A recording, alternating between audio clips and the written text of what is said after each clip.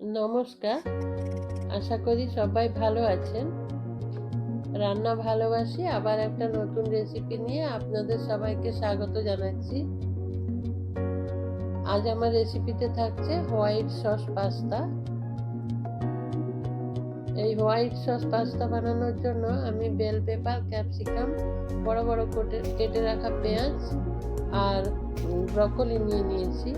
এখন ওই ব্রকলি একটু সেদ্ধ করে নেব, হালকা করে জাস্ট ভাপিয়ে নেব। সেই জন্য কড়াইতে জল দিয়ে অল্প একটু নুন দিয়ে ব্রকলিগুলো দিয়ে দিলাম। ব্রকলি সেদ্ধ হোক, এদিকে পাস্তাটাও সেদ্ধ করে নেব। এই যে আমি কিছু পেনি পাস্তা নিয়েছি, এগুলো এখন সেদ্ধ করে নিতে হবে।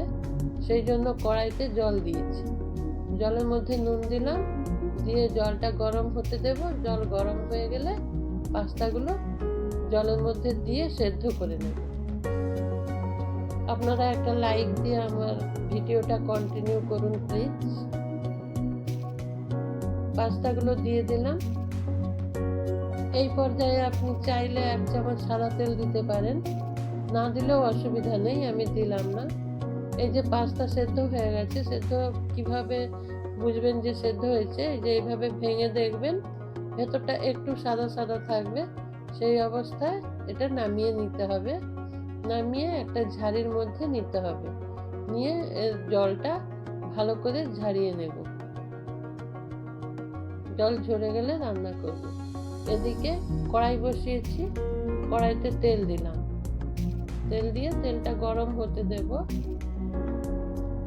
তেল গরম হয়ে গেলে তেলের মধ্যে আমি বোনলেস চিকেন ছোট ছোট করে কেটে রেখেছি, ওটা দিয়ে দেব। ওর মধ্যে কোনো রকম নুন বা কোনো কিছু মেখে রাখা হয়নি, শুধু এই চিকেন ওটা দিয়ে দেব কড়াইতে। এইভাবে এই যে ছোট ছোট করে কেটে রেখেছি, ওটা দিয়ে দিলাম। এর মধ্যে যেহেতু কোনো কিছু দেয়া নেই, সেই জন্য অল্প একটু নুন আর একটু গোলমরিচ দিয়ে দেব।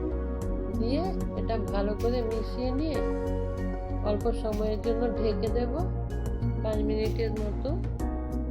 তখন চিকেনটা ভালোভাবে সেদ্ধ হয়ে যাবে। আপনারা যারা আমার ভিডিওটা দেখছেন প্লিজ একটা লাইক, কমেন্ট, শেয়ার করবেন। আর আমার চ্যানেলটা সাবস্ক্রাইব করে আমার পাশে থাকবেন। ডান দিকের বেল আইকনটা প্রেস করে দেবেন প্লিজ। এই যে মিশিয়ে নিয়েছি ভালো করে। এখন 5 মিনিটের জন্য ঢেকে দিলাম। 5 মিনিট পর মাংসগুলো খুব সুন্দর সেদ্ধ হয়ে গেছে। এখন ওটা তুলে নেব। কড়াইতে আরো একটু তেল দিয়ে দেব। তেল দিয়ে এই যে সব সবজিগুলো আছে এগুলো ভেজে নেব। লাল, হলুদ, বেল পেপার, ক্যাপসিকাম, পেঁয়াজ আর ব্রকলি আর মাশরুম। এই সবজিগুলো এখন হালকা করে ভেজে নিতে হবে। সেই জন্য কড়াইতে তেল দিয়েছি।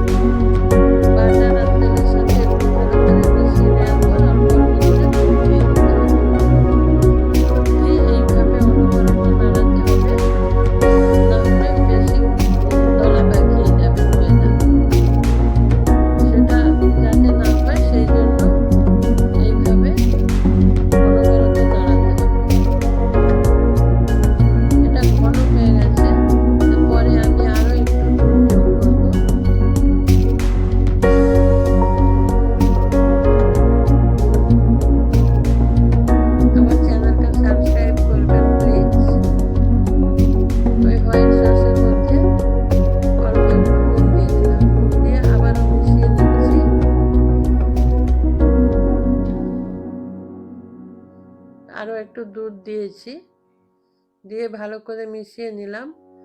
এখন 1 চামচ রসুন কুচনো আর অরিগ্যানো